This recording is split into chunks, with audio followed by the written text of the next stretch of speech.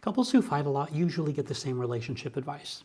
Communicate better, validate feelings. Good advice, I give it myself. But if you really want to stop fighting, that's actually step 2. In the next few minutes, I'm going to give you 5 questions that will change what happens in your brain before you ever say a word. When you can learn to stop fighting your own thoughts, you can focus your calm attention on resolving your differences with your partner. These questions are proven strategies I've taught for over 10 years as a couples therapist.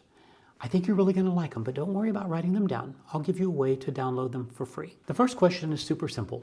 Is that true? When your partner lobs an accusation or criticism out there, the first line of defense is to decide if it's accurate or not. Let's say your partner's upset about something practical, like picking them up 5 minutes late from work. If they're really upset, they may say something like, "You're never on time to pick me up." There could even be a follow-up, something like, "You don't really love me or respect me." Whoa, how'd we get here?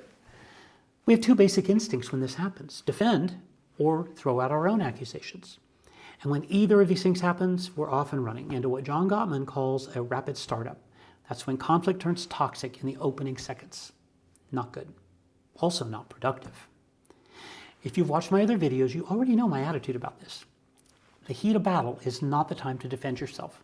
You'll get to it later, but you need to be smart about it. Realize these questions are internal questions. You're not asking your partner these things. If you're in a fight, you probably wouldn't get a satisfactory answer anyway. But ask yourself these questions in your own mind. Maybe you've only been late once or twice. Now isn't the best time to argue that point if you want to avoid a fight. Inside your own head, say, "My partner said something incorrect. They said I'm always late, but I'm not. Got it." Don't worry, you'll have a chance to set the record straight if you play your cards right. Let's deal with that second claim. "You don't really love me or respect me." If I heard that from my partner, I'd be devastated. I think it might feel like an invalidation of all the ways I've invested in the relationship over the years. It would be really hard not to respond defensively or with anger. Even if your partner retreats after your big reaction, that's not resolution. It just puts it back in the jar to build up more pressure for the next fight. You see, the point here is real resolution, not just shutting them up so you don't have to deal with it now. For real resolution, ask yourself if these things are true or not. If the answer is no, this becomes important in 2 ways. First, you can remind yourself it's not true. It helps you avoid your own big reaction. It interrupts that fight or flight response by helping you stay focused on the truth. You're not always late, and you do love and respect your partner. And second, it becomes data. If your partner is saying things like that, it gives you a hint about where they're at.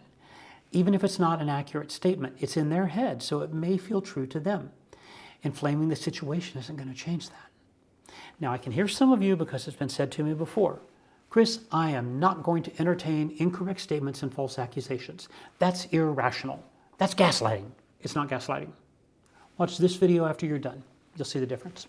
As for the irrational part, here's a hard truth. Humans are irrational. We are emotional and reactive, and we say things that are incorrect all the time. We're humans, we're not Vulcans. By the way, any Trekkies out there will confirm that Spock was half human. He had great big emotions, and trying to keep them contained cost him all kinds of trouble. But humans are irrational. You can demand this not be the case, which, by the way, is an irrational demand itself, or you can figure out how to deal with it. So when your partner throws out an accusation, hear it, decide if it's true or not, and use these questions to know what to do from there. Question 2 is to ask yourself, what if it were true? What then? So you're not always late picking them up, but what if you were consistently 5 minutes late?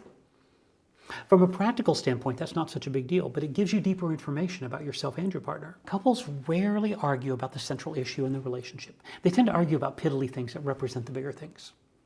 Being 5 minutes late probably isn't the central issue. It's an inconvenience. But if your partner has a sense that you're always late, maybe they base that on a general sense of not feeling valued and respected. If you focus on the accusation, it's another fight. But if you treat this as data, you can eventually get to the heart of the concern. Maybe by talking about it calmly, your partner can eventually find the words to help you understand how they really feel. And you'll have a chance to create repair and deeper connection. By asking, is this really true? And if it were true, where would this leave us? It helps you avoid losing your cool. It makes you curious instead of defensive. Now, if questions 1 and 2 leave you wanting more concrete strategies, stick around.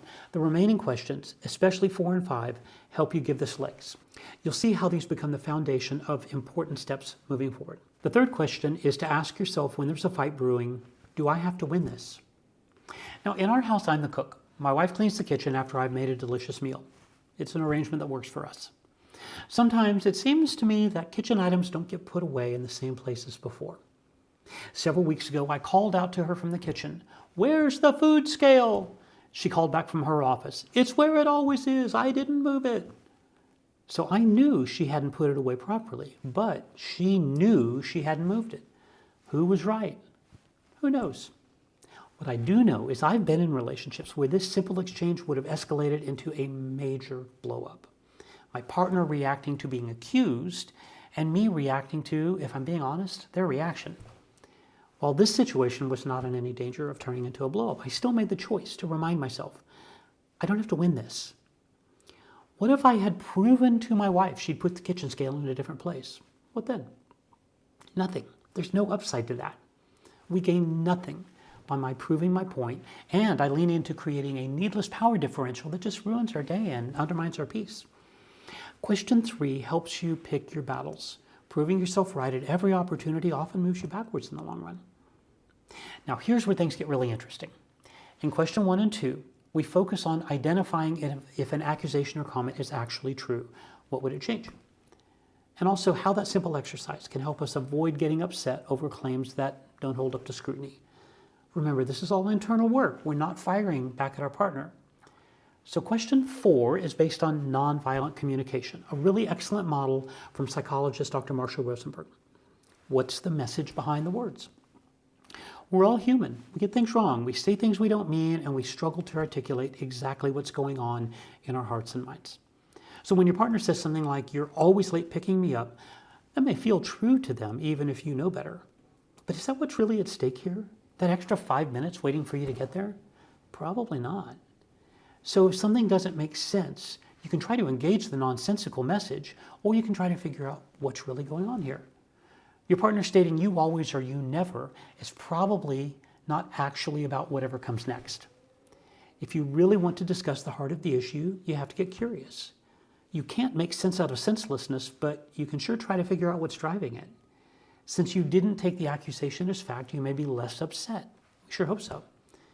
Now here's your chance to get curious. What's the context? What's the pattern? If you can use our old friends' patience and curiosity, you can avoid a rapid startup and start asking what's driving such an accusation like "you don't love or respect me." The question is not whether you have a right to feel hurt. The question is whether you're going to escalate that hurt into another big fight or tap the brakes and try to figure out what's really going on. What's the message behind the words respects that we often don't zero in on the heart of the issue immediately. We flail, we react, we just say the first thing that comes into our mind. You have a chance to help break that cycle by being curious. If your internal voice can say, "I know that's not true, I wonder why they said that," you can slow things down and lead with something like, "Hey, you sound really upset. Can you tell me more about what's going on?" That answer may also be hard to hear, but it's a start down a very different path. One step at a time, you remember that validating the feeling is not agreeing with the statement, and then follow up with more questions. Ask and listen is usually a much more productive choice than returning fire. And question 5, what needs are present for both of us right now? This is also key nonviolent communication material. Feelings, good or bad, are driven by needs, met or unmet. If your partner is expressing hurt feelings, even in the form of an unfair accusation, that's data. It tells you they have an unmet need. This is the real point of contact. You don't have to consent to meeting all their needs, but recognizing their core needs and your own is how we get to the heart of the situation. Now, I have a need for fairness, so being incorrectly accused is really hard for me. I'm also a grown-ass man in control of my own behavior, so I can express that at a time that allows my partner to hear that and address it. That comes later. If being unfairly accused is a big deal for you, I totally get that. I'm not saying this never gets addressed, but I want you to be heard.